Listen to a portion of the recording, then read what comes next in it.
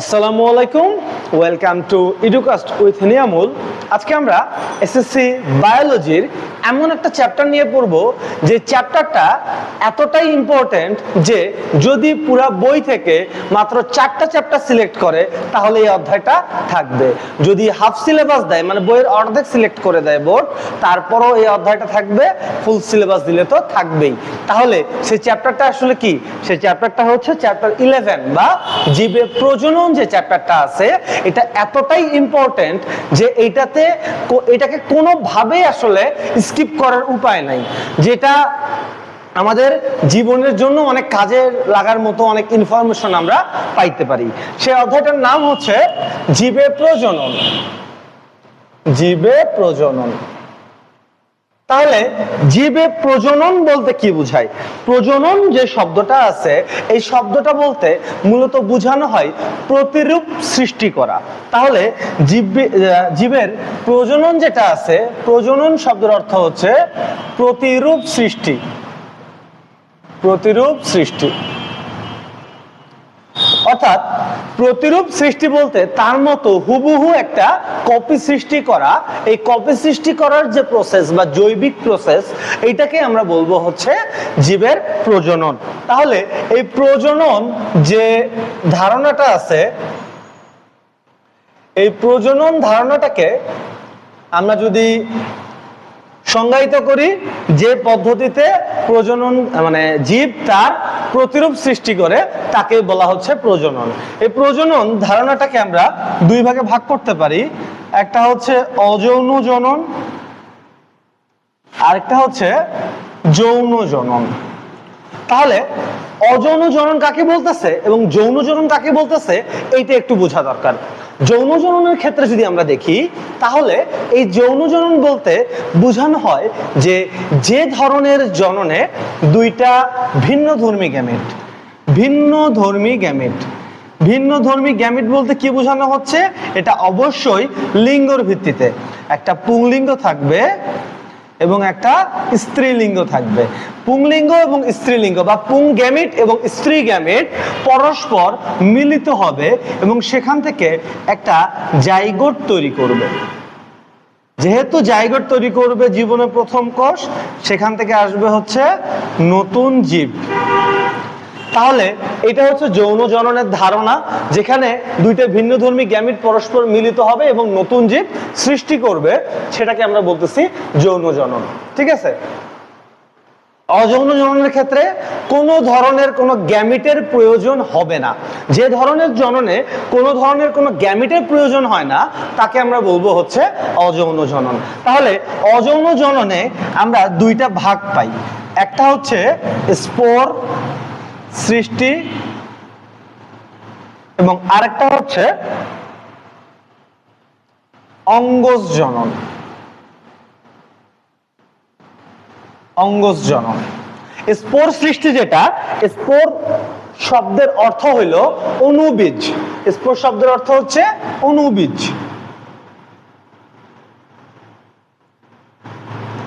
তাহলে স্পোর শব্দের অর্থ হচ্ছে অণুবীজ। স্পোর বলতে এই যে অণুবীজ সৃষ্টি করতেছে সেগুলোকে আমরা বলতেছি হচ্ছে অযৌন জননের একটা প্রক্রিয়া বা অযৌন জননের একটা মাধ্যম হইতে পারে এটা। তাহলে এই অণুবীজ কাদের ক্ষেত্রে দেখা যায়? এই অণুবীজ দেখা যায় প্রধানত সেটা হচ্ছে ছত্রাকের ক্ষেত্রে। অর্থাৎ এই ছত্রাকের মাধ্যমে অণুবীজ সৃষ্টি হয় এবং এটার মাধ্যমে ছত্রাক তার অযৌন জনন ক্রিয়া সম্পন্ন করে। অঙ্গজ জনন বলতে কি বোঝানো হচ্ছে? অঙ্গজ জনন বলতে উদ্ভিদ দেহের যে কোনো অংশ যদি তার প্রতিরূপ সৃষ্টি করতে বা তার পরবর্তী প্রজন্ম সৃষ্টি করতে ব্যবহৃত হয় তখন সেটাকে বলা হচ্ছে অযৌন জনন। তাহলে অযৌন জননের একটা মাধ্যম হচ্ছে অঙ্গজ জনন। অঙ্গজ জননের মধ্যে থাকতে পারে মূল। মূল কি কি থাকতে পারে? যেমন মূল থাকতে পারে হচ্ছে মিষ্টি আলু। মূল থাকতে পারে মিষ্টি আলু। তারপরে থাকতে পারে কাণ্ড। কাণ্ডের মধ্যে থাকতে পারে পেঁয়াজ, তারপরে আলু, রসুন, এই সবগুলাই হচ্ছে কাণ্ড। তারপরে থাকতে পারে পাতা। এটা হচ্ছে পাথরকুচি। তাহলে যে ধারণাটা আমরা পাইলাম এটা একটু আরেকবার আমরা পড়ে নেই। সেটা হইতেছে যে মাধ্যমে বা যে প্রক্রিয়া, যে জৈবিক প্রক্রিয়ায় একটি জীব তার প্রতিরূপ সৃষ্টি করতে পারে তাকে বলা হচ্ছে প্রজনন বলা হচ্ছে। এবং প্রজননের দুইটা ধরন থাকতে পারে। একটা হচ্ছে গ্যামিট ভিত্তিক জনন, যেখানে দুইটা ভিন্নধর্মী গ্যামিটের প্রয়োজন হবে, এটাকে আমরা বলতেছি যৌন জনন। এবং যে ধরনের জননে ভিন্নধর্মী গ্যামিটের প্রয়োজন হচ্ছে না সেটাকে আমরা বলবো হচ্ছে অযৌন জনন। এই অযৌন জননটা দুই ভাগে ভাগ করা যায়। একটা হচ্ছে স্পোর সৃষ্টি বা অণুবীজ সৃষ্টি। এই অণুবীজ সৃষ্টিটা পাওয়া যায় প্রধানত ছত্রাকের ক্ষেত্রে। এবং অঙ্গজ জনন বিভিন্ন ভাবে হইতে পারে, মূলের মাধ্যমে হইতে পারে, কাণ্ডের মাধ্যমে হইতে পারে, বা পাতার মাধ্যমে হইতে পারে। সেটা আমরা দেখলাম এখানে।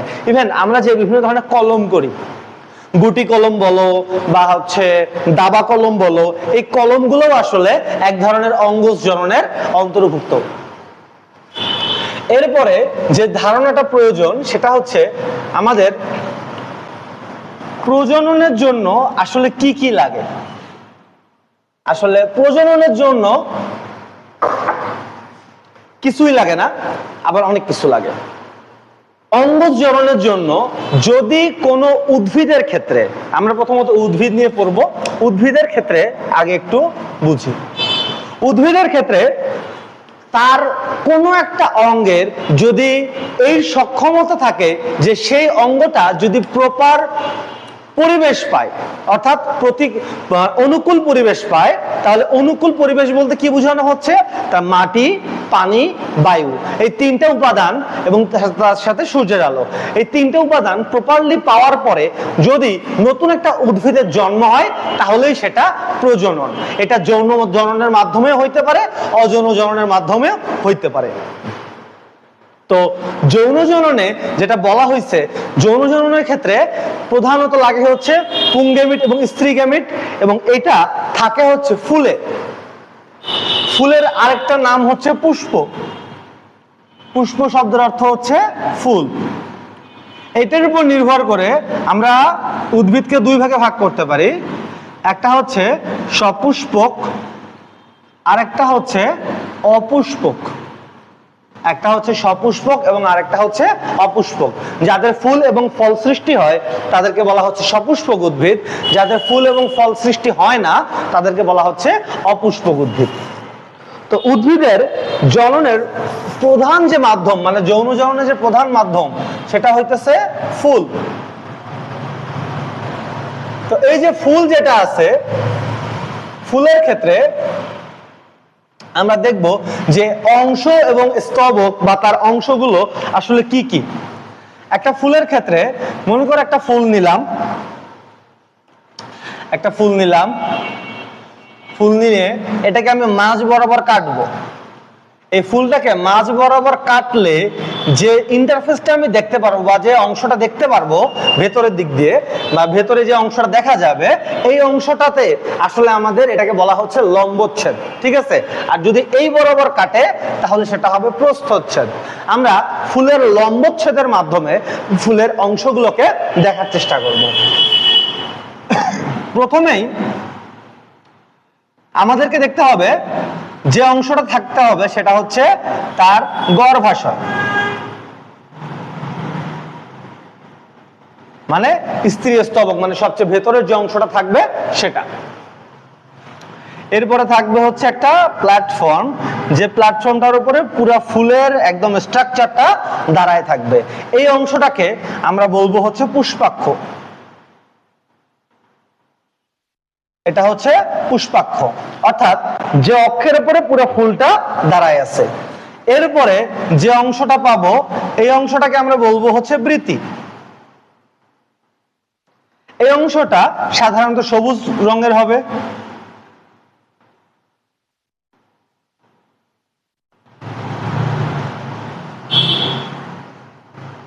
তো বৃতি হচ্ছে এমন একটা অঙ্গ যেটা ফুলের জন্ম থেকে ফুলকে প্রোটেক্ট করে রাখে। অর্থাৎ ফুলটা যখন কলি অবস্থায় থাকতেছে বা যখন একদম অপরিণত অবস্থায় থাকতেছে তখন ফুলের যে প্রোটেকশনের দরকার হয় রোদ বৃষ্টি বা পোকামাকড়ের হাত থেকে, এটা দেয় মূলত উদ্ভিদের এই যে ফুলের সাথে যে বৃতি থাকে সেই বৃতি। তাহলে এটা হচ্ছে আমাদের বৃতি। এর প্রত্যেকটা খণ্ডকে বলা হচ্ছে বৃত্তাংশ। যে কোনো ফুলের ক্ষেত্রে দেখবা যে ওই ফুলটা কলি অবস্থায় যে সবুজ আবরণ দিয়ে ঢাকা থাকে, ওই সবুজ আবরণটার নামটাই হচ্ছে বৃতি। এরপরে আমাদেরকে এখানে দেখতে হবে পুংগেমিট বা হচ্ছে পুংস্তবক বলতে পারি আমরা এটাকে, পুরো অংশটাকে।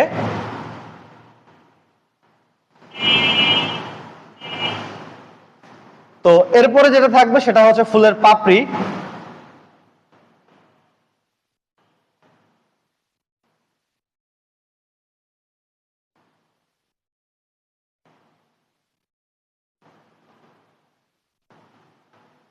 ফুলের ক্ষেত্রে যেটা হবে সেটা হইতেছে একটা ফুলের লম্বচ্ছেদকে যখন দেখতে যাবা অনেকটা এইরকমই দেখা যাবে আসলে ফুলের লম্বচ্ছেদটাকে। আমরা তো এখানে ফুল আঁকতে আসি নাই, ফুলের লম্বচ্ছেদটাকে আঁকতে আসছি, যার ফলে এটা একটু ভিন্ন রকমের মনে হইলেও এটা এমন একটা চিত্র যার মাধ্যমে তুমি প্রত্যেকটা অংশকে ভালোভাবে চিহ্নিত করতে পারবা এবং বিশ্লেষণ করতে পারবা। তাহলে এই যে পুষ্পাক্ষ এবং বৃতি সম্পর্কে জানলাম, তাহলে পুষ্পাক্ষের কাজটা কি একটু বোঝার চেষ্টা করি। পুষ্পাক্ষের কাজ হচ্ছে ফুলটাকে একটা কাঠামো দেওয়া এবং ফুলটাকে একটা আকার দেওয়া, মানে শেপ দেওয়া, ফুলটাকে ধারণ করে রাখা। তাহলে পুষ্পাক্ষের দুইটা কাজ, একটা হচ্ছে ফুলটাকে একটা কাঠামো দিচ্ছে এবং আরেকটা কাজ সেটা হচ্ছে ফুলটাকে ধারণ করতেছে। বৃতির যে দুই ক্ষেত্রে যদি বলি, বৃতির ক্ষেত্রে কাজ হচ্ছে দুইটা। কি কি কাজ? একটা কাজ হচ্ছে যেহেতু সবুজ রং তার মানে মাস্ট বি এখানে ক্লোরোফিল থাকবে এবং ক্লোরোফিল থাকার ফলে এখানে আসলে সালোক সংশ্লেষণ ঘটবে। এই যে সালোক সংশ্লেষণ ঘটলো, এই সালোক সংশ্লেষণ প্রক্রিয়ায় উদ্ভিদের গ্লুকোজ উৎপাদনের মধ্যে কিছুটা কন্ট্রিবিউশন দিতে পারতেছে বৃতি, যার ফলে আমরা বলতে পারি সালোক সংশ্লেষণের মাধ্যমে খাদ্য উৎপাদন বৃতির একটা অন্যতম কাজ হইতে পারে। এবং প্রধান কাজ যদি বলি, প্রধান কাজ হচ্ছে বৃতির কাজ হলো ফুলটাকে কলি অবস্থায় রক্ষা করা, অর্থাৎ এইভাবে পুরো ফুলটাকে প্রোটেক্ট করবে যতক্ষণ না ফুলটা পরিণত অবস্থায় যাচ্ছে। এরপরে আমাদের এই যে এই অংশটা, এই অংশটাকে আমরা বলতে পারি যে পাপড়ি। অর্থাৎ এই পাপড়ির ক্ষেত্রে পাপড়ি বা এটাকে আমরা দলমণ্ডলও বলতে পারি, পাপড়ি বা দলমণ্ডল। এরপরে ভেতরে যে অংশটা আমরা দেখতে পাচ্ছি, এই অংশটা এইভাবে থাকে। তো এই যে এই অংশটা, এটার নাম আসলে পরাগধানী। পরাগধানী, এটা হচ্ছে পরাগদণ্ড। এই দুইটা মিলে হচ্ছে পুংস্তবক। তাহলে পুংস্তবকের আমরা দেখলাম যে দুইটা অংশ, একটা হচ্ছে পরাগধানী এবং আরেকটা হচ্ছে পরাগদণ্ড। আমরা যদি স্ত্রী স্তবকের ক্ষেত্রে দেখি তাহলে এই অংশটার নাম হচ্ছে গর্ভমুণ্ড, এই অংশটার নাম হচ্ছে গর্ভদণ্ড এবং এই অংশটার নাম হচ্ছে গর্ভাশয়। এই তিনটা অংশ নিয়ে স্ত্রী স্তবক গঠিত। তাহলে দেখো যে আমরা একটা ফুলের টোটাল কয়টা অংশ পাইলাম। আমরা টোটাল ফুলের দেখা গেল যে 5টা অংশে আমরা ভাগ করতে পারি। তাহলে সেগুলো কি কি? একটা হচ্ছে পুষ্পাক্ষ, তারপরে হচ্ছে বৃতি, তারপরে হচ্ছে কি পুংস্তবক, তারপরে হচ্ছে স্ত্রী স্তবক এবং আরেকটা থাকতেছে হচ্ছে পাপড়ি বা দলমণ্ডল। আমরা যদি বাইরের দিক থেকে চিন্তা করি তাহলে সবার আগে কোনটাকে পাওয়া যাবে? সবার আগে পাওয়া যাবে হচ্ছে বৃতিকে। তাহলে আমরা যদি বলি যে প্রথমত থাকবে পুষ্পাক্ষ, তারপরে থাকবে হচ্ছে বৃতি, তারপরে থাকবে হচ্ছে পাপড়ি, কারণ দেখো বৃতির পরে আমরা প্রথমে পাপড়ি পাইতেছি, তারপরে পুংস্তবককে পাইতেছি। তাহলে পাপড়ি, তারপরে হচ্ছে পুংস্তবক, এবং তারপরে থাকতেছে হচ্ছে একদম ভেতরে এই অংশটা, সেটা হচ্ছে স্ত্রীস্তবক। এই চারটা অংশ, পুষ্পাক্ষ বাদে যে চারটা অংশ থাকলো, এই চারটা অংশ হচ্ছে আমাদের ফুলের বাইরের দিক থেকে আমরা লেয়ার হিসেবে এগুলোকে চিন্তা করতে পারি। মানে স্তবক শব্দের অর্থ বলতে মেইনলি লেয়ারকে বোঝানো হচ্ছে, মানে বাইরে থেকে কয়টা লেয়ার হইলো আর কি, এইরকম একটা গঠন বোঝানো হচ্ছে। তাহলে আমরা ফুলের ক্ষেত্রে দেখতে পারি যে ফুলের অংশ হচ্ছে টোটাল 5টা, পুষ্পাক্ষ ফুলের একটা অংশ, ফুলের অংশ 5টি, কিন্তু স্তবকের কথা যদি বলি, 1 নম্বর স্তবক হচ্ছে বৃতি, তারপর পাপড়ি, তারপর পুংস্তবক, স্ত্রীস্তবক। এই যে 4টা স্তবক থাকতেছে, স্তবক হচ্ছে 4টা, মাথায় রাখবা। তাহলে আমাদের ফুলের ক্ষেত্রে অংশ পাইলাম আমরা 5টা, এবং মানে স্তবক পাইলাম হচ্ছে 4টা। আশা করি ক্লিয়ার হয়েছে। এটা হচ্ছে আমাদের ফুলের চিত্র। তোমাকে পরীক্ষার খাতায় চিত্র আঁকার জন্য আসলে পাবলো পিকাসো হওয়ার দরকার নাই। এরকম একটা চিত্র যদি তুমি 3 থেকে 4 মিনিটের মধ্যে আঁকতে পারো, এনাফ। এরপরে ফুলের আমরা একটা ধারণা সম্পর্কে যাব যে আসলে মিলিত হইতে গেলে আগে তো কাছাকাছি আসা দরকার, তাই না? তো এই যে কাছাকাছি আসা দরকার, এই কাছাকাছি আসার জন্য আসলে বিভিন্ন মাধ্যমের প্রয়োজন হচ্ছে, ঠিক আছে? তার মানে এটা একটা গ্যামেট যদি হয়, এবং এটা যদি ভিন্নধর্মী গ্যামেট হয়, এই দুটো ভিন্নধর্মী গ্যামেট, একটা গ্যামেট আর একটা গ্যামেটের কাছে আসবে, এই কাছে আসার যে প্রক্রিয়াটা, এইটাকে আমরা বলবো হচ্ছে পরাগায়ন। তাহলে এই যে পরাগায়ন যেটা থাকলো, পরাগায়ন মানে পরাগ শব্দটা বলতে এই পরাগরেণুকে বোঝানো হচ্ছে, এটার ভিতরে পরাগরেণু থাকে, এবং আয়ন মানে আসা। তার মানে পরাগায়ন যখন হচ্ছে, পরাগরেণু আসলে মূলত এই স্ত্রী স্তবকের আশেপাশে চলে আসবে। এই আসার যে প্রক্রিয়াটা বা ডিম্বাণুর আশেপাশে চলার মানে আসার যে প্রক্রিয়াটা, এটাকে আমরা বলতেছি হচ্ছে পরাগায়ন। এই পরাগায়ন যদি একটা ফুলের মধ্যেই হয়, তাহলে সেটাকে আমরা বলবো হচ্ছে স্বপরাগায়ন। একটা ফুল বলতে একটা ফুলের পুংগ্যামেট, স্ত্রী গ্যামেট, অথবা একটা গাছের 2টা ফুলের মধ্যে যদি গাছের এরিয়া পার হয়ে যায়, তখন সেটাকে বলা হচ্ছে পরপরাগায়ন। তাহলে পরাগায়ন হইতে পারে 2 ধরনের, একটা হচ্ছে স্বপরাগায়ন এবং আরেকটা হচ্ছে পরপরাগায়ন। এই স্বপরাগায়ন বলতে কি বোঝানো হচ্ছে? স্বপরাগায়ন বলতে একই ফুলের পুংগ্যামেট, স্ত্রী গ্যামেট, অর্থাৎ একটা ফুলের মধ্যে এখানে পুংগ্যামেট থাকলো, এখানে স্ত্রী গ্যামেট থাকলো, এই দুটোর মধ্যে যদি মিলন ঘটে, তাহলে মিলন ঘটাটাকে আমরা নিষেধ বলতেছি। মিলন ঘটার আগে পর্যন্ত কাছাকাছি যাওয়ার অংশটাকে আমরা বলতেছি পরাগায়ন। তাহলে এই যে পরাগায়ন যেটা থাকলো, স্বপরাগায়ন বলতে বোঝানো হচ্ছে যে একটা পরাগরেণু আর একটা ডিম্বাণুর কাছে কিভাবে যাইতেছে। যদি একটা কিভাবে মানে একই ফুলে যাইতেছে নাকি ভিন্ন গাছের কোনো ফুলে যাইতেছে।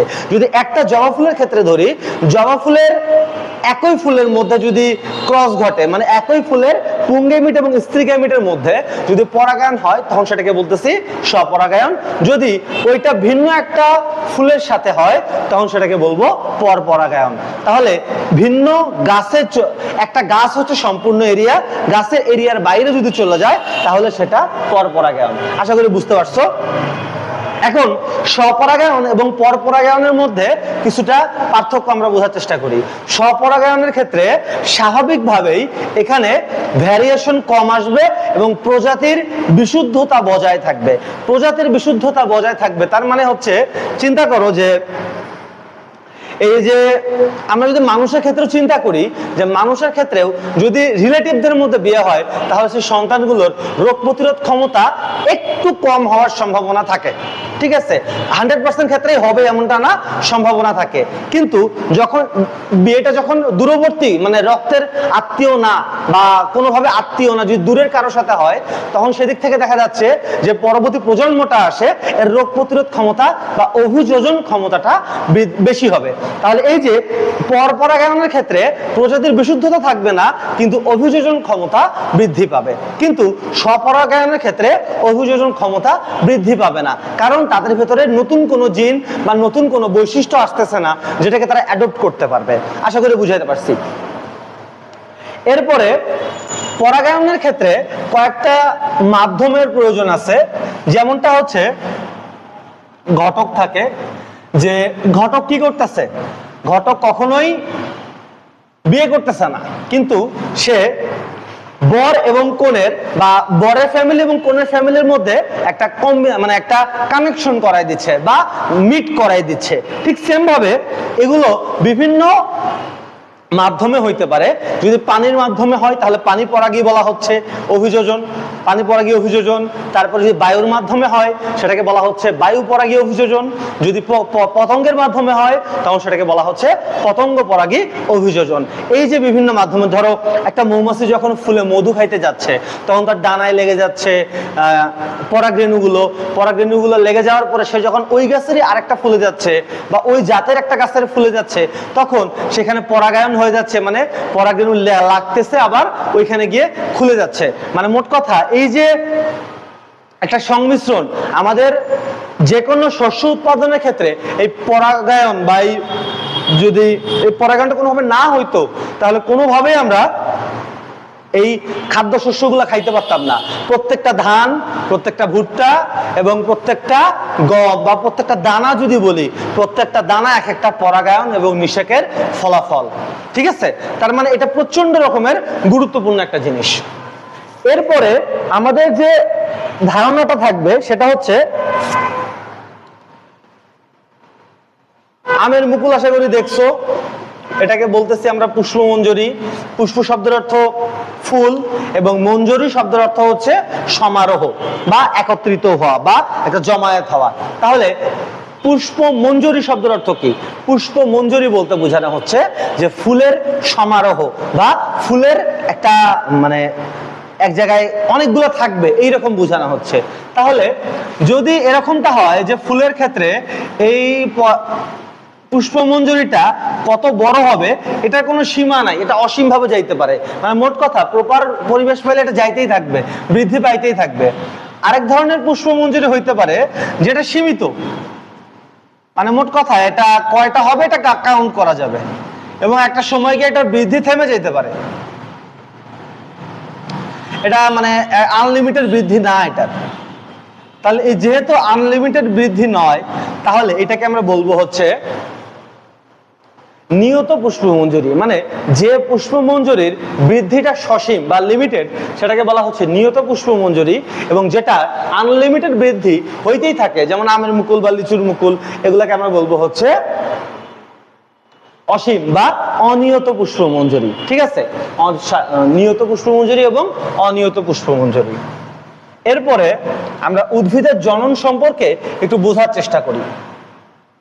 যৌন জননের আসলে কয়েকটা ভাগ থাকে, এই ভাগগুলা বইয়ে আলাদাভাবে কোথাও দেওয়া নাই, কিন্তু ভিন্ন ভিন্ন জায়গায় এই ধরনগুলো সম্পর্কে আলোচনা করা আছে। ঠিক আছে, এই ধরনগুলো কি কি হইতে পারে একটু দেখি।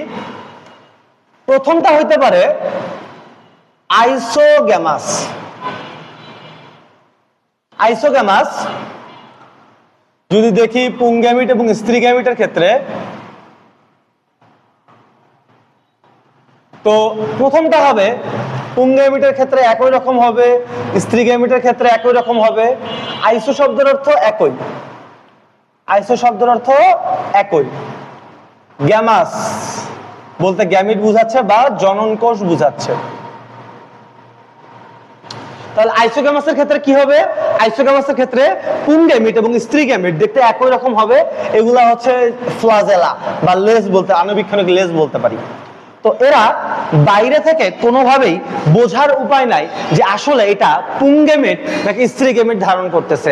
যেমন আমরা বাহ্যিকভাবে ছেলে এবং মেয়ের পার্থক্য করতে পারি বা বুঝতে পারি, ঠিক সেম ভাবে এখানে কিন্তু আমরা বুঝতে পারতেছি না। ঠিক আছে, এখানে কোনো আইডেন্টিফিকেশন হচ্ছে না। তার মানে পুংগ্যামিট এবং স্ত্রী গ্যামিটের গঠনটা বাহ্যিকভাবে একই কিন্তু অভ্যন্তরীণভাবে ভিন্ন।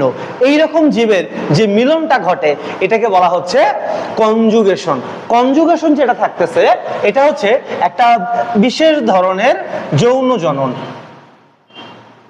কনজুগেশন, কনজুগেশন কাদের ক্ষেত্রে ঘটে? আইসোগ্যামাস বা এটা হচ্ছে আমাদের প্রোটিস্টার ক্ষেত্রে ঘটে।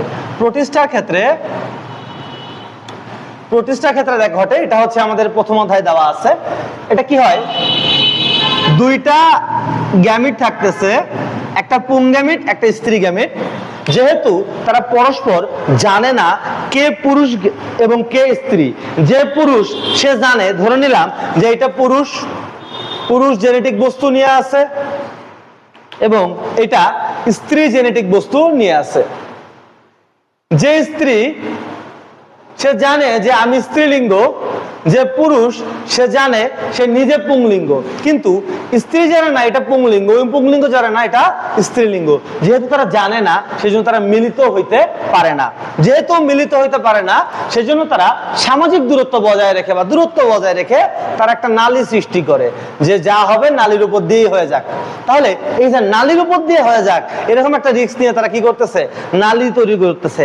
এই নালীটার নাম হইতেছে কনজুগেশন নালী। কনজুগেশন নালী। এই কনজুগেশন নালী যেটা থাকতেছে, এই কনজুগেশনের মাধ্যমে এখান থেকে নতুন জীব সৃষ্টি হইতেছে। একটা সময় গিয়ে দেখা যাচ্ছে তারা নালীর মাধ্যমে এই সব ধরনের জেনেটিক বস্তু একত্রিত করে ফেলতেছে, মানে পুংগ্যামিট এবং স্ত্রী গ্যামিট তারা একত্রিত করে ফেলতেছে। তাহলে এই যে একসাথে হয়ে গেল, হয়ে যাওয়ার যে ফলে পরবর্তী প্রজন্মকে নিয়ে আসতে পারতেছে, এই যে পরবর্তী প্রজন্মকে নিয়ে আসতে পারতেছে, এই পদ্ধতিটাকে আমরা বলতেছি কনজুগেশন। তাহলে এটা যৌন জনন থেকে কেন আলাদা, আগে এইটা বোঝা দরকার। যৌন জননের প্রধান যে ক্রাইটেরিয়া সেটা হইতেছে জেনেটিক বস্তু মিলিত হইতে হবে। একটাই শর্ত, জেনেটিক বস্তু মিলিত হওয়ার মাধ্যমে বা আদান প্রদানের মাধ্যমে যদি নতুন জীব সৃষ্টি হয় তাহলে সেটাই হচ্ছে যৌন জনন। তাহলে এই যে যৌন জনন, এই যৌন জননের প্রধান শর্ত হচ্ছে জেনেটিক বস্তু যেটা থাকবে, গ্যামিটের মিলন হইলেও সমস্যা নাই, না হইলেও সমস্যা নাই, কিন্তু যদি জেনেটিক বস্তু ক্রোমোসোম বা ডিএনএর আদান প্রদানের মাধ্যমে নতুন জীব সৃষ্টি হয় তখন সেটাকে বলা হচ্ছে যৌন জনন।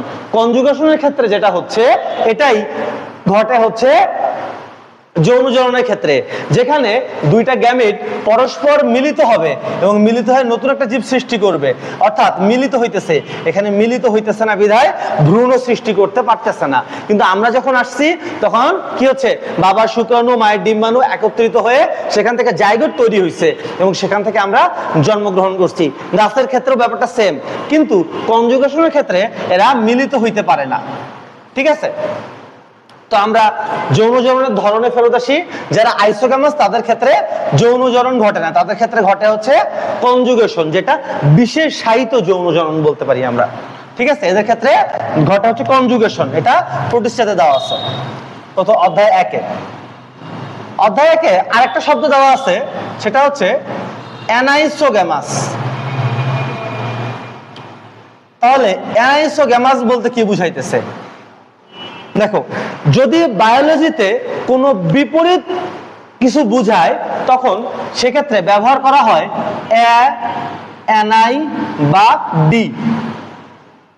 যেমন চ্যাপ্টার 4-এ পড়ছিলাম যে ফসফোরাইলেশন, ডিফসফোরাইলেশন, ঠিক সেম ভাবে এখানে বা NI দ্বারা বোঝানো হচ্ছে আইসোগ্যামাস, এর বিপরীত অ্যানাইসোগ্যামাস। অর্থাৎ এখানে পুংগ্যামিটটা থাকবে অধিক সচল এবং স্ত্রী গ্যামিটটা থাকবে কম সচল। তাহলে সেদিক থেকে এই যে দুইটা ভিন্ন ধর্মী আকারের হয়ে গেল, দুইটাই সচল কিন্তু এটা খুবই ধীর প্রকৃতির, এটা সাধারণত চলেই না এরকম একটা অবস্থা, এবং এটা হচ্ছে অপেক্ষাকৃত সচল। তাহলে অ্যানাইসোগ্যামাস কেন বলা হচ্ছে? অ্যানাইসোগ্যামাস বলা হচ্ছে দুইটা ভিন্ন ধর্মী গ্যামিট সৃষ্টি করতেছে সেই জন্য। তাহলে বা NI দ্বারা মূলত গাঠনিক বিপরীত বোঝানো হচ্ছে। ঠিক আছে, এটা দ্বারা গাঠনিক বিপরীত বোঝানো হয়, এবং ডি দ্বারা রাসায়নিক বোঝানো হয়, রাসায়নিক বিপরীত। যারা জৈব যৌগ পড়ছো কেমিস্ট্রিতে তারা ডিকার্বক্সিলেশন বলে একটা বিক্রিয়া পাবা। কার্বক্সিলেশনের অর্থ হচ্ছে কার্বন যুক্ত হওয়া, ডিকার্বক্সিলেশনের অর্থ হচ্ছে কার্বন বিমুক্ত হওয়া। তাহলে রাসায়নিক যে ব্যাপারগুলো থাকে, রাসায়নিক ঘটনার বিপরীত অংশটাকে বলতেছি ডি দ্বারা বিশেষায়িত করতেছি, এবং গাঠনিক ভাবে যদি যদি কোনো বিপরীত বোঝানো হয় তখন সেক্ষেত্রে এ বা এনআই তৈরি করা হচ্ছে বা এ বা এনআই যুক্ত করা হচ্ছে। ঠিক সেম ভাবে আইসোগ্যামাসের সাথে অ্যানাইসোগ্যামাস যোগ করে দুটো ভিন্নধর্মী গ্যামিটকে বোঝানো হচ্ছে। এই যে ভিন্নধর্মী গ্যামিট, তাহলে এটা হচ্ছে বড় থাকবে, তাহলে এটা হচ্ছে বড় এবং এটা হচ্ছে ছোট। যেহেতু ছোট এটাকে বলা হচ্ছে মাইক্রোস্পোর, মাইক্রোস্পোর, এবং বড়টাকে বলা হচ্ছে মেগাস্পোর।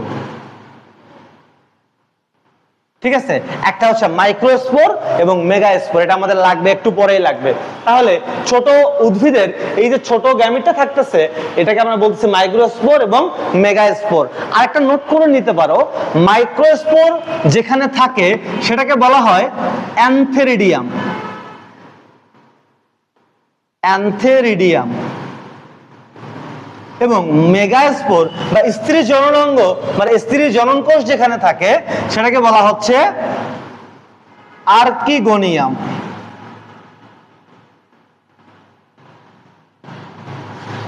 একটা হচ্ছে আর্কিগোনিয়ামে থাকতেছে, আর্কিগোনিয়ামে থাকতেছে মেগাস্পোর এবং অ্যানথেরিডিয়ামে থাকতেছে মাইক্রোস্পোর। এটা আমাদের একটু পরেই লাগবে।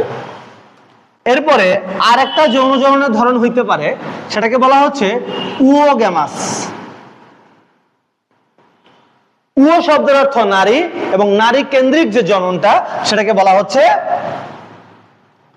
উওগ্যামাস ধরনের জনন। এখানে ডিম্বাণু যেটা থাকে এটা অপেক্ষাকৃত অবশ্যই অনেক অনেক বড় হয় শুক্রাণুর চেয়ে এবং সেটা অবশ্যই স্থির থাকে। তার মানে এখানে ডিম্বাণুটা স্থির থাকবে, এর কোনো চলন হবে না। কিন্তু এটা শুক্রাণু যেটা থাকতেছে এটা চলন হবে। তার মানে উওগ্যামাসটা সাধারণত মানুষের ক্ষেত্রে দেখা যায়, এটা হচ্ছে মানুষের ক্ষেত্রে দেখা যাইতেছে, এটা হচ্ছে উদ্ভিদের ক্ষেত্রে দেখা যাইতেছে। এবং আইসোগ্যামাস মানে এখানে হচ্ছে আইসোগ্যামাসটা আমরা দেখতে পাচ্ছি নিম্ন শ্রেণীর জীব, নিম্ন শ্রেণীর জীবের ক্ষেত্রে আমরা আইসোগ্যামাস বা এখান থেকে কনজুগেশনটাকে দেখতে পারি। অ্যানাইসোগ্যামাস যেটা হচ্ছে মাইক্রোস্পোরটা গিয়ে মেগাস্পোরের সাথে মিলিত হবে, এখানে দুটাই সচল থাকবে মোটামুটি। উওগ্যামাসটার ক্ষেত্রে মানুষের ক্ষেত্রে দেখা যায় এটা ডিম্বাণু একেবারে সম্পূর্ণরূপে স্থির এবং শুক্রাণু যেটা থাকবে এটা সম্পূর্ণরূপে সচল। এই হচ্ছে যৌন জননের তিনটা প্রকারভেদ, আইসোগ্যামাস, অ্যানাইসোগ্যামাস, উওগ্যামাস। এটা বলার কারণ কি? এটা বলার কারণ হচ্ছে উদ্ভিদের ক্ষেত্রে আমাদের যৌন জননের ধরনটা আগে জানা দরকার, যে যৌন জননের ক্ষেত্রে এদের যৌন জননটা আসলে কিভাবে ঘটা দরকার। তাহলে আমরা অ্যানাইসোগ্যামাসের দিকে একটু ফোকাস করি। অ্যানাইসোগ্যামাসের ক্ষেত্রে দেখা যাবে যে দুইটা ভিন্নধর্মী গ্যামিট থাকবে এবং এই দুইটা ভিন্নধর্মী গ্যামিট প্রধানত কি করতেছে, একটা ছোট থাকতেছে এবং আরেকটা বড় থাকতেছে। তার মানে এখানে পুংগ্যামিট গিয়ে স্ত্রী গ্যামিটের সাথে মিলিত হবে। আশা করি বুঝাইতে পারছি। এরপরে আমরা একটা চিত্র দেখব। এই চিত্রের ভেতরে আসলে পুরো অধ্যায়টার সবচেয়ে গুরুত্বপূর্ণ বিষয়গুলো লুকায়িত আছে।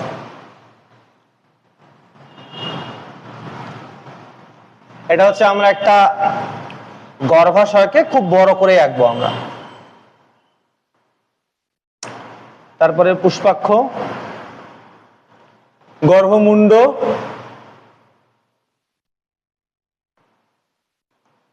গর্ভদণ্ড এবং গর্ভাশয়। এই যে এটা হচ্ছে গর্ভাশয়। তো এখানে থাকবে একটা অংশ যেটাকে বলা হচ্ছে ডিম্বাশয়, এখানে ডিম্বক থাকবে।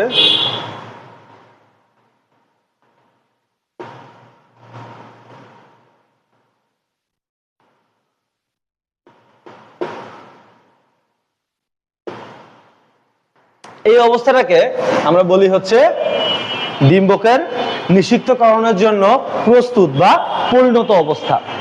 তো এই ডিম্বকটা এই যে নিষিক্তকরণের জন্য বা নিষেকের জন্য সম্পূর্ণরূপে প্রস্তুত হওয়ার আগে কিছু অংশ বা কিছু ঘটনা ঘটে থাকে। এই ঘটনাগুলো আমরা একটু দেখার চেষ্টা করব যে এই অবস্থাটাতে আসলে কিভাবে আসলো। এই অবস্থাটাতে আসার আগে আসলে এখানে একটা কোষই ছিল, যে কোষটা হচ্ছে ডিপ্লয়েড বা 2n। আমরা জানি যে যৌন জননের ক্ষেত্রে মিওসিস কোষ বিভাজনের ভূমিকা কতটা, কারণ মিওসিস কোষ বিভাজনের কারণে দেখা যাচ্ছে যে হাফ সেট ক্রোমোজোম অর্থাৎ হ্যাপ্লয়েড একত্রিত হচ্ছে এবং সেখান থেকে ডিপ্লয়েড কোষ তৈরি করতেছে। তাহলে এই যে হ্যাপ্লয়েড মিলে যে ডিপ্লয়েড কোষ তৈরি করার যে ঘটনাটা, এটার মাধ্যমে জীবের বংশগতিটা ঠিকভাবে চলাচল করতে পারতেছে বা ঠিকভাবে আগাচ্ছে। তো এই যে 2n, এই 2nটার ক্ষেত্রে দেখা যাবে যে এর ক্ষেত্রে এটা তো সরাসরি ভাবে জননে অংশগ্রহণ করতে পারবে না, তার কারণ সে ডিপ্লয়েড কোষ নিয়ে আছে। এটাকে আমরা বলবো হচ্ছে জনন মাতৃকোষ। এটাকে আমরা বলবো হচ্ছে জনন মাতৃকোষ। তো এই যে জনন মাতৃকোষ, এই জনন মাতৃকোষের ক্ষেত্রে একটা মিওসিস কোষ বিভাজন ঘটবে এবং মিওসিস কোষ বিভাজন ঘটার পরে এখানে টোটাল 4টা কোষ তৈরি হবে। নিচেরটা সবচেয়ে বড় হইতে পারে বা উপরেরটা হইতে পারে, সবচেয়ে বড় একটা হবে আর কি। টোটাল 4টা কোষ তৈরি হবে, যাদের প্রত্যেকেই হবে হচ্ছে হ্যাপ্লয়েড বা সিঙ্গেল সেট ক্রোমোজোম বিশিষ্ট। ফুল সেট ক্রোমোজোম থাকবে না, ডাবল সেট থাকবে না। তাহলে 2n থেকে n সংখ্যক ক্রোমোজোম বিশিষ্ট 4টা কোষ আসলো। এই 4টা কোষ এর মধ্যে 3টা কোষ নষ্ট হয়ে যাবে এবং সবচেয়ে পরিপুষ্ট যে কোষটা আছে এটা পরবর্তী প্রজন্মে যাবে বা পরবর্তী ধাপে আগাবে আর কি। তাহলে এই যে এই কোষটার ক্ষেত্রে দেখা যাবে যে একটা মাইটোসিস কোষ বিভাজন ঘটছে। ঘটার পরে এই দুইটা কোষ আসলে দুই প্রান্তে চলে যাবে। তাহলে আমরা লিখে ফেলি এইভাবে যে দুইটা কোষ দুই প্রান্তে চলে গেল। এখানে এটা কিন্তু n, তার মানে এরাও n এবং এই যে কোষটা এটা হচ্ছে n। এরপরে আরেকটা মাইটোসিস ঘটবে।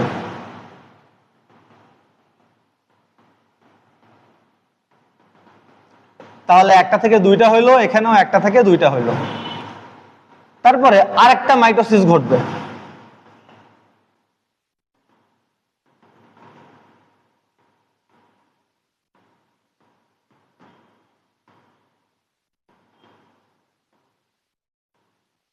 তাহলে এখানে একটা মাইটোসিস ঘটলো,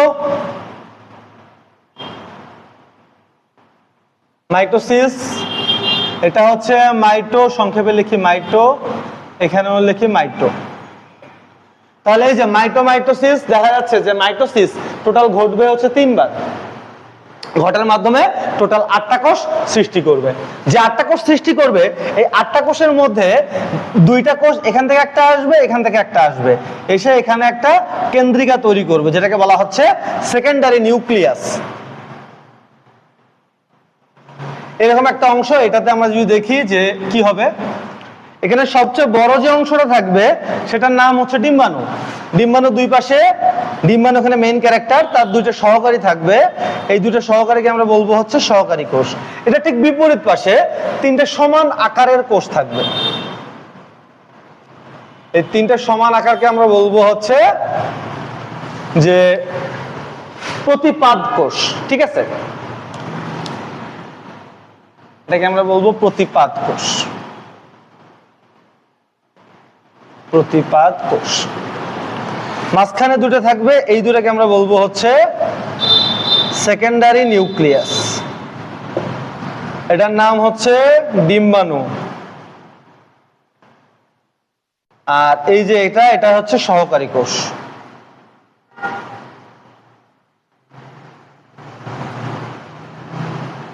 ঠিক আছে, তাহলে এই অংশটার ক্ষেত্রে আমরা দেখলাম প্রতিপাদ কোষ। পুরো ঘটনাটা আমি আরেকবার বোঝানোর চেষ্টা করি যে এই যে এইরকম একটা ঘটনা, এই পূর্ণ একটা অবস্থায় যাইতে গেলে একটা জনন মাতৃকোষ থেকে আসলে জার্নিটাকে শুরু করতে হয় একটা উদ্ভিদকে।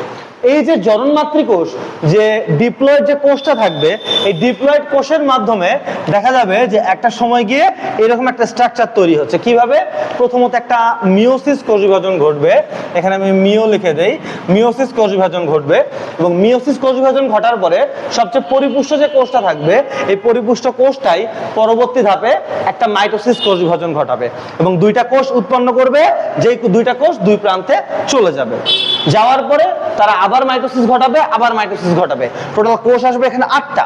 8টার মধ্যে এখানে 3টা করে 2 কর্নারে থেকে যাবে এবং একটা করে কোষ মাঝখানে চলে আসবে, এসে সেকেন্ডারি নিউক্লিয়াস তৈরি করে ফেলবে। তাহলে আশা করি এই প্রক্রিয়াটা বুঝাইতে পারছি।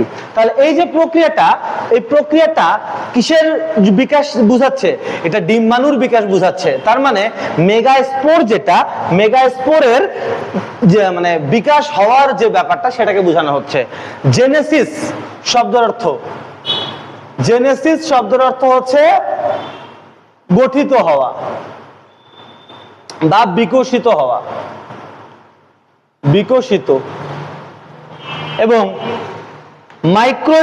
মেগাস্পোর বলতে বোঝানো হচ্ছে যে উদ্ভিদের স্ত্রী গ্যামেট। তাহলে উদ্ভিদের স্ত্রী গ্যামেট বা ডিম্বাণু যেই প্রক্রিয়ায় পরিপূর্ণ হচ্ছে যৌন জননের জন্য, সেটাকে আমরা বলতেছি হচ্ছে মেগাস্পোরোজেনেসিস। ঠিক আছে।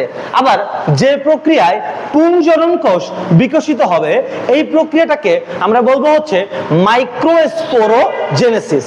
যেহেতু এটা মেগাস্পোর সৃষ্টি করতেছে, সেই জন্য এটা আমরা দেখলাম মেগাস্পোরোজেনেসিস। আশা করি বুঝতে পারছো। এরপরে আমরা দেখব যে পুংগেমিট একটা ডিম্বাশয়ের কাছে কিভাবে আসে এবং মিলিত হয়, এটাকে আমরা দেখতে পারবো।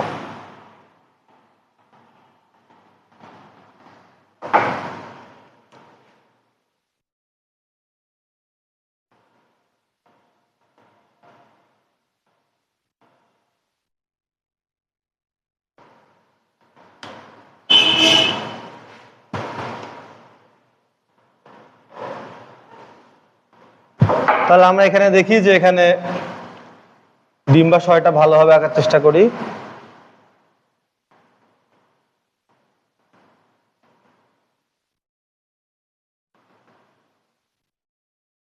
ডিম্বাণু, সহকারী কোষ, সেকেন্ডারি নিউক্লিয়াস,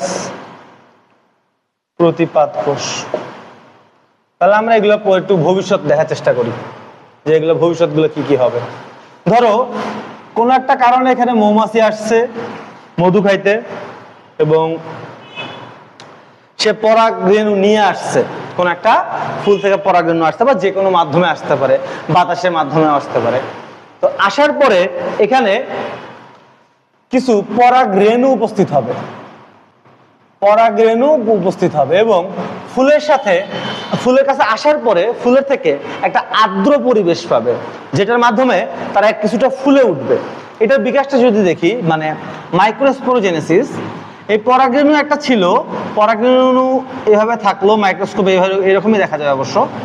এরপরে এর অংশটা, বাইরের যে অংশটা, এই অংশটা এক্সাইন বলা হয় এটাকে, এই অংশটা ফেটে যাবে এবং ফেটে গিয়ে একটা নালিকাকার অংশ সৃষ্টি করবে। প্রথমে যে অংশটা থাকবে সেটার নাম হচ্ছে নালিকা নিউক্লিয়াস,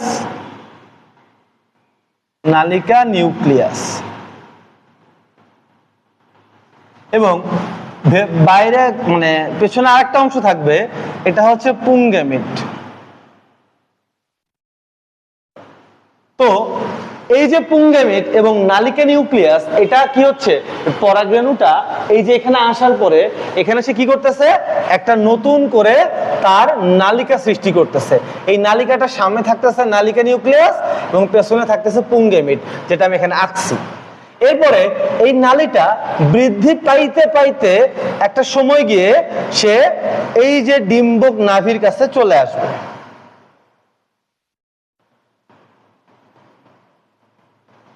এখন এই যে এই অংশটাতে থাকবে হচ্ছে একটা নালিকা নিউক্লিয়াস, এবং এই যে পুংগেমিটটা থাকলো, পুংগেমিটটা আসার সাথে সাথে সে দেখবে যে একটা অনুকূল পরিবেশ সে পেয়ে গেছে, মানে ওয়ান টাইপ অফ জামাই যেটাকে বলে, মানে সে প্রপার গ্লুকোজ পাইতেছে, প্রপার হরমোন পাইতেছে।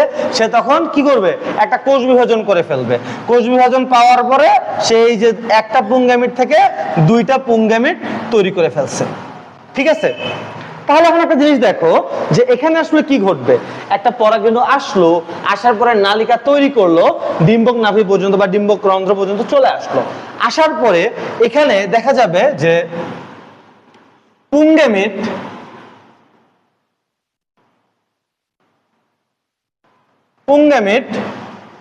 প্রথম এখানে প্রধান চরিত্র হচ্ছে পুংগেমিট এবং স্ত্রী গ্যামেট, মানে পুংগেমিট এবং ডিম্বাণু।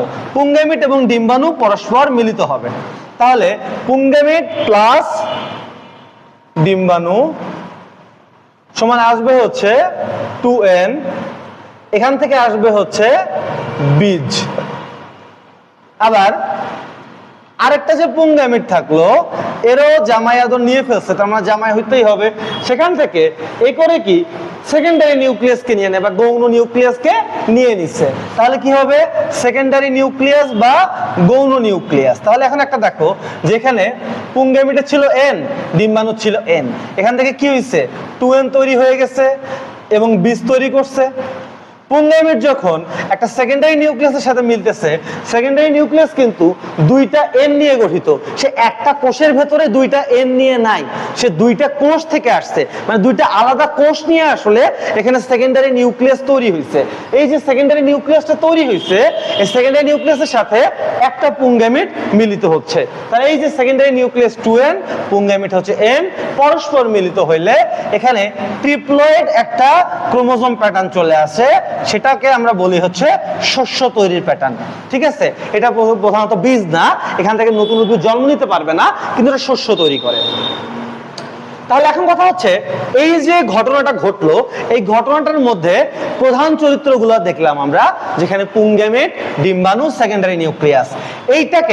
এই ঘটনাটাকে বলা হচ্ছে প্রথম নিষেক এবং এই ঘটনাটাকে বলা হচ্ছে দ্বিতীয় নিষেক। তাহলে যদি একটা ঘটে তাহলে শুধু নিষেক বলা হচ্ছে, যদি পুংগেমিট একটা এক্সট্রা থাকে এবং সেটা যদি একটা সেকেন্ডারি নিউক্লিয়াসের সাথে মিলিত হয়, তখন সেখানে যে ট্রিপলেট শস্যটা তৈরি হয়, এই নিষেকটাকে বলা হইতেছে দ্বিতীয় নিষেক। যদি একটা উদ্ভিদের ক্ষেত্রে বা একটা ডিম্বাশয়ের ভেতরে প্রথম নিষেক এবং দ্বিতীয় নিষেক দুইটাই ঘটে, তখন এই দ্বিতীয় নিষেকটাকে বলা হচ্ছে দ্বিনিষেক, বা দুইটাকে একত্রে বলা হচ্ছে দ্বিনিষেক। ঠিক আছে, এই দ্বিনিষেক কখন ঘটে, যখন এখানে বীজ এবং শস্য দুইটাই পাওয়া যায়, দ্বিনিষেক বলা হচ্ছে। তাহলে পুং পরাগরেণু যখন সে আসছে, সে কিন্তু এন হয়েই আসছে, সে কিন্তু এসে আর কোনোভাবে মানে মিওসিস কোষ বিভাজনের কোনো চেষ্টা করে নাই, কারণ তার অলরেডি ক্রোমোজোম সেট হাফ করাই আছে, শুধু সে হাফ সেট ক্রোমোজোম নিয়ে মিলিত হবে হচ্ছে ডিম্বাণুর সাথে। সেই জন্য সে মিওসিস না ঘটায় একটা মাইটোসিস কোষ বিভাজন ঘটাইছে। মানে কি হয়েছে, প্রপার পরিবেশ পাইছে, দুইটা মানে একটা বিভাজন ঘটে, দুইটা কোষ সৃষ্টি করছে। আশা করি এই প্রক্রিয়াটা বুঝতে পারছো।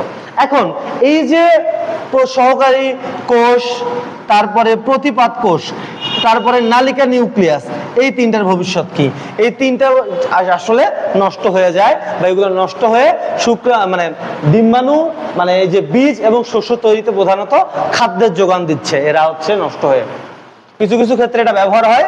যদি একটা ফলের ক্ষেত্রে দেখা যায় যে এখানে শুধুমাত্র গর্ভাশয় থেকেই ফল উৎপন্ন হয়েছে, বাকি অংশগুলা ফল উৎপন্ন করে নাই, তখন এটাকে বলা হচ্ছে যে এটা আসলে প্রকৃত ফল। যেমন হচ্ছে আম, তারপর লিচু, এগুলো হচ্ছে প্রকৃত ফল। যদি এমনটা হয় যে এই গর্ভাশয় বাদে অন্য যে কোনো অংশ, গর্ভাশয় বাদে অন্য যে কোনো অংশ ফল সৃষ্টি করছে, সেটা আসলে একটা অপ্রকৃত ফল বলা হবে। তার মানে গর্ভাশয় মানে কোন অংশটা ফলের দেহ সৃষ্টি করতেছে, এটার উপর নির্ভর করে ফলকে দুই ভাগে ভাগ করা যায়। একটা হচ্ছে প্রকৃত ফল এবং আরেকটা হচ্ছে অপ্রকৃত ফল। প্রকৃত ফলে কি হচ্ছে, গর্ভাশয় ফল সৃষ্টি করতেছে, এবং অপ্রকৃত ফল সে মূলত গর্ভাশয় বাদে অন্যান্য অংশগুলা নিয়ে সৃষ্টি হইতেছে। আশা করি বুঝাইতে পারছি। এরপরে যে অংশটা থাকে সেটা হইতেছে মানব দেহের প্রজনন, তো মানবদেহের প্রজনন আসলে কি প্রকৃতির একটু আগে বলে দিলাম যে মানবদেহের প্রজনন হচ্ছে উওগেমাস ধরনের, যেখানে ডিম্বাণু থাকবে হচ্ছে সম্পূর্ণরূপে স্থির এবং শুক্রাণু থাকবে সম্পূর্ণরূপে সচল। তাহলে এই যে ডিম্বাণু স্থির শুক্রাণু সচল এই ধরনের জননকে আমরা বলতেছি হচ্ছে উওগেমাস ধরনের জনন। তো এই জননের জন্য নিষেকের উপর নির্ভর করে আবার ভাগ করা হয়েছে, মানে প্রাণীদের ক্ষেত্রে নিষেকের উপর ভিত্তি করে দুই ভাগে ভাগ করা যায়, একটা হচ্ছে অন্তঃনিষেক আর একটা হচ্ছে বহির্নিষেক, মুখে বলি। তো অন্তঃনিষেকের ক্ষেত্রে দেখা যাচ্ছে যদি পুংগ্যামিট এবং স্ত্রী গ্যামিটের যে প্রপার যে মানে আসলে যে মিলিত হবে বা জাইগোট সৃষ্টি করবে, এই মিলন হওয়ার যে ঘটনাটা এটা যদি দেহের ভেতরে ঘটে তখন সেটাকে বলা হচ্ছে যে এটা হচ্ছে অন্তঃনিষেক। যদি এটা দেহের বাইরে ঘটে তাহলে সেটাকে বলা হচ্ছে বহির্নিষেক। যেমন মাছের ক্ষেত্রে দেখা যাচ্ছে তারা পুংগ্যামিট স্ত্রী গ্যামিট, মা ডিম পারে, তারপরে পুং মাছ বা পুরুষ মাছ এটাতে হচ্ছে শুক্রাণু দেয়, তারপরে কিন্তু আসলে নিষেক ঘটে। তার মানে মা মাছ ডিম পেড়ে চলে যাইতেছে, তারপরে সে আসলে ডিমের আসলে কোনো খোঁজ নিতেছে না। সেজন্য একটা বাংলা প্রবাদ আছে, এটাকে বলা হয় মাছের মায়ের পুত্র শোক। ঠিক আছে, মানে একটা মিথ্যা অভিনয় বা এই টাইপ কিছু একটা বোঝানো হচ্ছে। কারণ কি? কারণ মা মাছ ডিম পাড়ার পরে সে আসলে ওইটার খেয়াল রাখতে পারে না। দুই একটা ব্যতিক্রম আছে, যেমন নাইলোটিকা মাছ আছে বা বিভিন্ন মাছ আছে যারা তাদের পরবর্তী প্রজন্ম সার্ভাইভ যেন করতে পারে সেই জন্য মুখের ভেতরে নিয়ে রাখতেছে, কোনো মাছ খুব আগলায় রাখতেছে, কিন্তু বেশিরভাগ মাছের ক্ষেত্রে আসলে এটার খোঁজ খবর খুব একটা থাকে না। আরেকটা আছে, সেটা হচ্ছে বললামই তো, একটা হচ্ছে অন্তঃনিষেক, একটা হচ্ছে বহির্নিষেক। মানব দেহের ক্ষেত্রে যদি আসি, মানব দেহের ক্ষেত্রে নিষেকটা অন্তঃনিষেক ঘটে এবং এই নিষেকটা ঘটার আগে আমাদের কিছু জানা দরকার, কিছু জিনিস একটু আমাদের জানা দরকার। সেটা হচ্ছে একটা হচ্ছে মানুষের ছেলেদেরকে ছেলে বানায় রাখছে একটা হরমোন, সেটা হচ্ছে টেস্টোস্টেরন, এবং মেয়েদেরকে মেয়ে বানায় রাখছে দুইটা হরমোন, সেটা হচ্ছে ইস্ট্রোজেন এবং প্রোজেস্টেরন। ইস্ট্রোজেন এবং প্রোজেস্টেরন নিঃসৃত হয় হচ্ছে ডিম্বাশয় থেকে। ঠিক আছে, ডিম্বাশয় থেকে, এবং ডিম্বাশয় থেকে মিলিত হওয়ার পরে সেটা আসলে ডিম্বাশয়টাতে আসলে এইভাবে ডিম থাকে, ডিম থাকতেছে, মানে ওয়ান টাইপ অফ আঙ্গুরের থোকার মতো ডিমগুলা থাকতেছে, এবং এই ডিম্বাশয় থেকে আসলে মেয়ে হরমোনটা নিঃসৃত হচ্ছে। ছেলেদের হরমোনের ক্ষেত্রে অন্ডকোষ বা স্ক্রোটাম বা শুক্রাশয় যেটাকে বলা হচ্ছে, এই অন্ডকোষ বা শুক্রাশয়ে হরমোন উৎপন্ন হয় টেস্টোস্টেরন হরমোন। এই টেস্টোস্টেরন হরমোনটা আমাদের শরীরের যে যারা ছেলে তাদের ক্ষেত্রে ছেলে সুলভ যে আচরণগুলো এগুলো হচ্ছে নিশ্চিত করে বা এগুলো লক্ষণ প্রকাশে সহায়তা করে। তার মানে ছেলেদেরকে ছেলে বানায় রাখছে একটা হরমোন, সেটা হচ্ছে টেস্টোস্টেরন হরমোন, এবং মেয়েদেরকে বানায় রাখছে ইস্ট্রোজেন এবং প্রোজেস্টেরন হরমোন। ছেলেদের ক্ষেত্রে শুক্রাশয় বা অন্ডকোষের মধ্যে আসলে স্পার্ম উৎপাদন হয় বা শুক্রাণু উৎপাদন হচ্ছে। এই যে শুক্রাণু উৎপাদন হচ্ছে, এই উৎপাদন হইতেই থাকে প্রতিনিয়ত, বয়ঃসন্ধিকালে শুরু হয় এবং সারা জীবন চলতে থাকে। মেয়েদের ক্ষেত্রে একটা মেয়ে সাধারণত একটা নির্দিষ্ট সংখ্যক ডিম্বাণু নিয়ে জন্মগ্রহণ করে। এই ডিম্বাণু নিয়ে জন্মগ্রহণ করাটা দেখা যাচ্ছে যে সাধারণত সংখ্যার দিক থেকে চিন্তা করলে 300 থেকে 700-র মধ্যেই থাকে। সাউথ এশিয়াতে সাধারণত 350-400 হইতে পারে, কম বেশি হইতে পারে অনেক, মানে এটা অবস্থা স্থান কাল পাত্র ভেদে এটা চেঞ্জ হইতে পারে, কিন্তু সাধারণভাবে যদি চিন্তা করি এই ডিম্বাণুর সংখ্যা 300 থেকে 700-এর মধ্যেই থাকে। এই 300 থেকে 700-এর মধ্যে যে ডিম্বাণুগুলো থাকবে, এই ডিম্বাণুগুলা প্রতি 28 দিনে তারা ম্যাচিউর হবে এবং শুক্রাণুর সাথে মিলিত হওয়ার জন্য তারা অপেক্ষা করবে। এই চক্রটাকে আমরা বলতেছি যে হচ্ছে পিরিয়ড সার্কেল। তার মানে ব্যাপারটা হচ্ছে যে এই 28 দিনের মধ্যে সে একটা নির্দিষ্ট সময় শুক্রাণুর সাথে মিলিত হওয়ার জন্য অপেক্ষা করবে এবং অপেক্ষা করার পরে যখন শুক্রাণু পাবে না তখন সেটা পিরিয়ড সার্কেল আকারে বা রজচক্র আকারে বের হয়ে যাচ্ছে। তাহলে এই যে রজচক্র আকারে যে বের হয়ে যাচ্ছে, প্রতি 28 দিনে পিরিয়ড হওয়ার মানে হচ্ছে একটা করে ডিম্বাণু নিষিক্ত হয়ে শরীর থেকে বের হয়ে গেল। তাহলে একটা জিনিস চিন্তা করো যে যদি ডিম্বাণুর সংখ্যা লিমিটেড হয় তাহলে সেদিক থেকে একটা বছরে সাধারণত 12টা ডিম যাইতে পারে। তারপরে যদি 10 বছরে চিন্তা করি তাহলে 120টা ডিম, 20 বছরে 240টা ডিম, 30 বছরে 360টা ডিম। তার মানে 30 বছরে চলতেছে। তাহলে দেখা যাচ্ছে যে একটা মেয়ের ক্ষেত্রে মানে রজচক্রটা সাধারণত শুরু হয় 12 থেকে 15 বছরের মধ্যে। তো তার সাথে যদি 30 বছর পিরিয়ড সাইকেল যদি চলে তাহলে এটার বয়স হচ্ছে মোটামুটি 45 প্লাস। 45 প্লাস বা 50 প্লাসের পরে দেখা যাচ্ছে ডিম্বাণুর স্টকটা যখন খালি হয়ে গেল তখন আসলে এই যে স্টকটা খালি হওয়ার কারণে এখান থেকে আর ডিম্বাণু নিষিক্ত হওয়ার যে প্রক্রিয়াটা বা পিরিয়ড সাইকেল বা হচ্ছে রজচক্র যেটাকে বলতেছি এটা আসলে চলতে পারে না, তখন চিরতরে পিরিয়ড সাইকেলটা বন্ধ হয়ে যাচ্ছে। এই জন্য এই যে পিরিয়ড সাইকেলটা বন্ধ হয়ে যাচ্ছে, এই বন্ধ হয়ে যাওয়ার ঘটনাটাকে বলা হচ্ছে মেনোপজ। ঠিক আছে, মেনোপজ সম্পর্কে চ্যাপ্টার 11-এও বলা আছে এবং চ্যাপ্টার 9-এ অস্টিওপোরোসিসেও বলা আছে। ঠিক আছে, তো এই যে মেনোপজ যেটা হইলো তার মানে ব্যাপারটা হচ্ছে যে পিরিয়ড সাইকেল যতক্ষণ না পর্যন্ত শুক্রাণুর সাথে মিলিত হচ্ছে ততক্ষণ পর্যন্ত চলতেই থাকবে। এখন দেখা যাচ্ছে যে এখানে যখন এই শুক্রাণুর সাথে ডিম্বাণু মিলিত হবে, ডিম্বাণু মিলিত হওয়ার পরে দেখা যাচ্ছে কি যে এই ডিম্বাণু মিলিত হওয়ার পরে সেটা হচ্ছে 34 ঘন্টা পর একটা অবস্থায় যাচ্ছে, 72 ঘন্টা পর একটা অবস্থায় যাচ্ছে, 8 সপ্তাহ বয়সে একটা অবস্থায় যাচ্ছে। এভাবে আস্তে আস্তে আস্তে দেখা যাচ্ছে যে তারা মানে সে ডেভেলপ হচ্ছে, ভ্রূণটা ডেভেলপ হচ্ছে। যখন শুক্রাণুটার সাথে মিলিত হইলো, হওয়ার পরে 36 থেকে 72 ঘন্টার মধ্যে কি হচ্ছে, সেটা আস্তে আস্তে ফলোপিন টিউবের মাধ্যমে মানে সেটা একটা নালীর মাধ্যমে সেটা হচ্ছে মানে গর্ভাশয় পর্যন্ত যাচ্ছে বা জরায়ু পর্যন্ত যাচ্ছে। তো জরায়ুতে গিয়ে সেটা যখন প্রতিস্থাপিত হইলো ওইটাকে আমরা বলতেছি হচ্ছে ইমপ্লান্টেশন বা গর্ভধারণ বলতেছি। এই গর্ভধারণের পরে যখন শরীর বুঝতে পারতেছে যে গর্ভধারণ হয়ে গেছে, এটা হচ্ছে একটা ন্যাচারাল প্রসেস। তো রজচক্রটা চলার মূল উদ্দেশ্য যেন প্রজননের জন্য ডিম্বাণু নিষিক্ত করতে পারে বা ডিম্বাণু পরিপক্ক করতে পারে। যখন শরীর বুঝে গেল যে ডিম্বাণু নিষিক্ত হয়ে গেছে অর্থাৎ গর্ভধারণ হয়ে গেছে, তখন কিন্তু আসলে পিরিয়ড সাইকেলটা বন্ধ হয়ে যাচ্ছে এবং পরবর্তী 1-1.5 মাস বা 2 মাসের মধ্যে আসলে পিরিয়ড সাইকেলটা পুনরায় চালু হয়ে যাচ্ছে। তার মানে গর্ভ অবস্থায় রজচক্রটা বন্ধ থাকতেছে।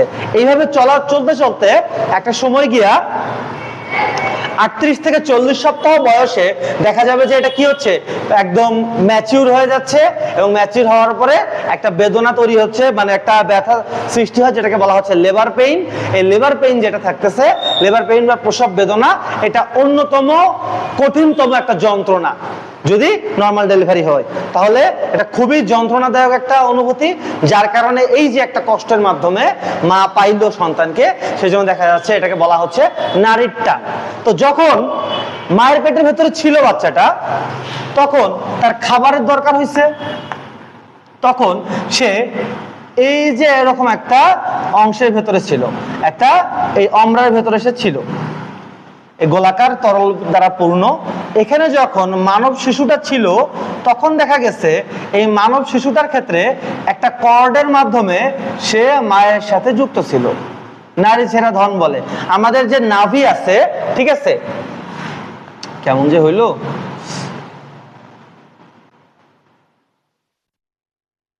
তো এটার ক্ষেত্রে দেখা যাচ্ছে যে একটা কর্ডের মাধ্যমে কি হচ্ছে, এই ভ্রূণটা যুক্ত থাকতেছে। এই কর্ডটার নাম হচ্ছে অ্যাম্বিলিক্যাল কর্ড।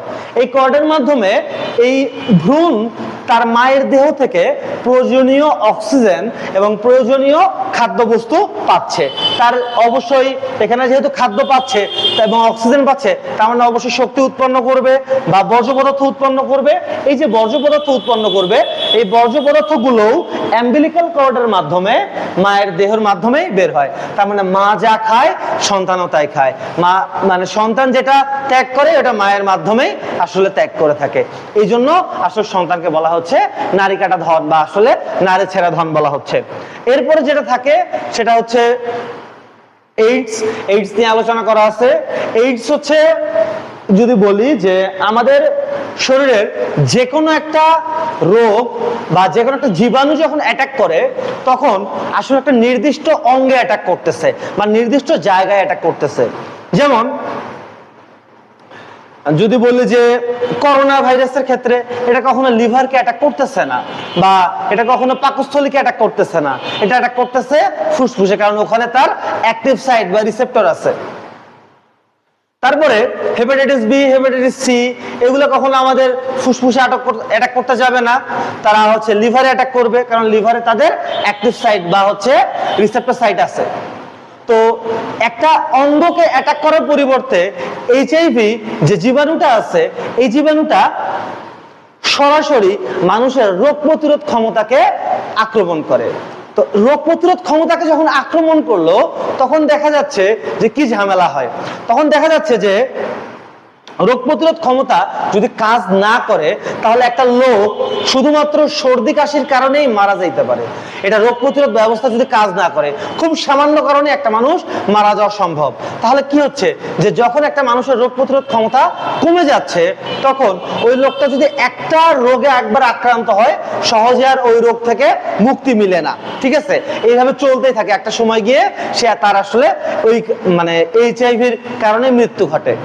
এইচআইভির পূর্ণরূপ যদি বলি হিউম্যান ইমিউনোডেফিসিয়েন্সি ভাইরাস এবং অ্যাকুয়েড ইমিউনোডেফিসিয়েন্সি সিনড্রোম এইডস। তো এইডস যেটা আছে এইডস রোগের ক্ষেত্রে এটা আসলে ছড়ায় কিভাবে? এটা ছড়ায় সহজ কথা যদি বলি চামড়ার উপরের সম্পর্ক থেকে এইচআইভি ছড়ায় না বা এইডস ছড়ায় না। যখনই একটা কাটা অংশের সাথে কাটা অংশ মিলিত হইলো তখন সেক্ষেত্রে এইচআইভি আক্রান্ত হইতে পারে। তারপরে যদি যৌন মিলন হয় সেক্ষেত্রে আক্রান্ত হইতে পারে। তারপরে যদি এইচআইভি আক্রান্ত ব্যক্তির রক্ত যদি সুস্থ ব্যক্তির দেহে যায় তাহলে সেক্ষেত্রে হইতে পারে। একই সিরিঞ্জ যেটা এইচআইভি রোগীর ক্ষেত্রে ব্যবহার করা হয়েছে সেটা যদি সুস্থ ব্যক্তির ক্ষেত্রে ব্যবহার করা হয় সেক্ষেত্রে এইচআইভি আক্রান্ত হইতে পারে। তারপরে অঙ্গ প্রতিস্থাপন, অনেক ক্ষেত্রে টিস্যুর দরকার হচ্ছে। তার মানে দেখা যাচ্ছে যে অনেক রোগীর ক্ষেত্রে মানে কারো ক্ষেত্রে দেখা যাচ্ছে সারা শরীর পুড়ে যায়, তখন কেউ কেউ চামড়া ডোনেট করে, যে জায়গাগুলো মানে কিছু জায়গা থেকে চামড়া ডোনেট করা যায় বা অনেকে মরণোত্তর চামড়া ডোনেট করে দেওয়া যায়। মানে মোট কথা এইচআইভি রোগীর আক্রান্তের দেহের যে কোনো অংশ যদি কোনোভাবে সুস্থ ব্যক্তির দেহের ভেতরে ঢোকার প্রবেশ অধিকার পায় বা ঢুকতে পারে তাহলে সেটা এইডস আক্রান্ত করে ফেলবে বা ছড়ায় পড়বে। কিন্তু হ্যান্ডশেক করলে, কোলাকুলি করলে, এক গ্লাসে পানি খাইলে কোনোভাবে এইচআইভি ছড়ায় না। ঠিক আছে, অনেকের মনে ভুল ধারণা থাকে এইচআইভি মানে এইডস নিয়ে একটা অনেকের ভুল ধারণা যে কারো হয়তো এইডস ধরা পড়ছে, তো তখন সেক্ষেত্রে আমাদের ফার্স্ট যে চিন্তাটা আসে এই চিন্তাটা হচ্ছে সম্ভবত যৌন মিলনের মাধ্যমেই এইডসটা ছড়াইছে। কিন্তু স্বাভাবিকভাবে চিন্তা করো সে আসলে অন্য কোনো জায়গা থেকেও সে নিরপরাধ হয়েও আসলে এইডসে আক্রান্ত হইতে পারে। এটা কিন্তু সম্ভব, এটার সংখ্যা খুব কম হইতে পারে কিন্তু এটা অসম্ভব না যে সে মানে যৌন মিলনের মাধ্যমে যে এইডস আক্রান্ত হয়েছে এটা ভাবার কোনো কারণ নাই। সে সিরিঞ্জের মাধ্যমে বা কোনো টেকনিশিয়ানের ভুলের কারণে বা কোথাও রক্ত দিতে গিয়ে বা রক্ত নিতে গিয়েও সে এইচআইভি আক্রান্ত হইতে পারে, কাকতালীয় ভাবে হইতে পারে। এবং এইচআইভি আক্রান্ত হওয়ার জন্য এটার সুপ্তকাল প্রায় 5 থেকে 6 বছর। মানে ব্যাপারটা হচ্ছে যে করোনার ক্ষেত্রে আমরা আইসোলেশন বলছিলাম, কোয়ারেন্টাইন বা হচ্ছে আইসোলেশন, যেটা এই কোয়ারেন্টাইনটা কতদিনের দিচ্ছিলাম, এটা দেওয়া হয়েছিল হচ্ছে 14 দিনের। ঠিক আছে, কারণ 7 থেকে 14 দিনের মধ্যে করোনা ভাইরাস তার লক্ষণ প্রকাশ করে। তার মানে যদি কোনো ব্যক্তি করোনা ভাইরাস দ্বারা আক্রান্ত হয় তাহলে 7 থেকে 14 দিনের মধ্যে লক্ষণ প্রকাশ পাবে। যদি 7 থেকে 14 দিনের মধ্যে লক্ষণ প্রকাশ না পায় তাহলে সে আক্রান্ত হয় নাই। ঠিক আছে, কিন্তু এইডস এর ক্ষেত্রে তার সুপ্তকাল হচ্ছে 4 থেকে 5 বছর, ক্ষেত্রে বেশি 5 থেকে 6 বছর হইতে পারে। ঠিক আছে, তাহলে 5 থেকে 6 বছর ধরে কোথায় আসলে কি হয়েছে, কোথায় রক্ত দিচ্ছে বা কোথা থেকে সিরিঞ্জ ফুটছে, এগুলো তো আসলে মনে রাখা সম্ভব না। সো কই থেকে আক্রান্ত হয়েছে এটা আসলে উৎস বের করা খুবই কষ্টকর, প্রায় অসম্ভব। ঠিক আছে, তাই আমাদের এইচআইভি রোগীর ক্ষেত্রে আসলে একটু সবাই হওয়া উচিত, যেটা আমাদের সামাজিক ব্যাধি থেকে, তাহলে আমরা একটু একটা সামাজিক ব্যাধি থেকে অন্তত বের হয়ে আসবো। এই ছিল তোমাদের চ্যাপ্টার 11 এর একদম শুরু থেকে শেষ পর্যন্ত। যদি তোমাদের এই চ্যাপ্টারের ভেতরে কোনো প্রশ্ন থাকে তা অবশ্যই কমেন্ট বক্সে জানিয়ে দাও। ইনশাআল্লাহ তোমাদের করা প্রশ্নগুলো থেকেই আমাদের নতুন ভিডিও চলে আসবে। ধন্যবাদ সবাইকে, আসসালামু আলাইকুম।